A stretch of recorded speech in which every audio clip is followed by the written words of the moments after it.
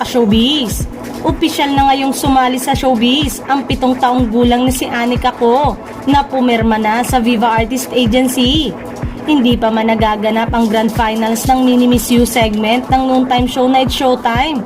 Heto't tuluyan ang pinasok ng trending contestant na si Anika Ko ang mundo ng showbiz pagkatapos itong pumirma ng kontrata sa Viva Artist Agency. Makikita ang anunsyo ng contract signing sa official na Facebook page ng talent agency ngayong araw. We are happy to announce that Anika Ko is now officially part of our growing roster of artists.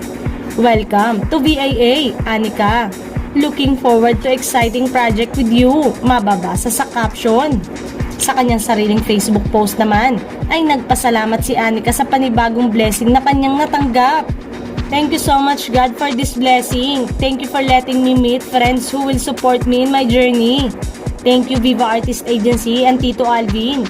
Thank you to all of you my friends. I love you all po. Nag-trending si Anika dahil sa kanyang talento sa pag-awit at ismateng pagsagot sa mga tanong sa kanila ni Ann Curtis at Vice Ganda. Tumatak sa madlang people at madlang netizen ang naging show nila ni Vice Ganda. Because you know, I'm afraid that the audience might not like me. Kunyari ay emote ni Vice. Who cares if the others don't like you? I like you and everybody else does. Sagot ni Anika na ikinapalakpak at ikinahiyaw ng lahat. What matters is somebody still likes you. Pinaulit naman ito ni Vice. Sa puntong ito ay emosyonal na si Ann habang nakatunghay sa ginagawa ng dalawa. Humingi naman ng yakap si Vice mula sa bata. Maging si Vice ay namanga sa husay na ipinamalas ni Anika. Tinanong niya si Ann kung bakit emosyonal ito.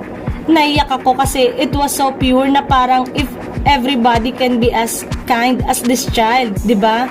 Wala nang hatred sa mundo, pahayag ni Ann. You're so innocent and pure. It's so beautiful.